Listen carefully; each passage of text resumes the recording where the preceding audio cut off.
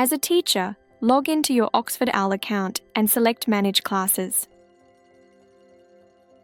Locate your class. You may need to use the filter to show all users. Click on the spanner to open your class. View, edit or print student login details for your class. You can also set a class login so all students have the same password. Students' logins will automatically be set to a picture format. Alternatively, an email format can be created using the Edit Login button.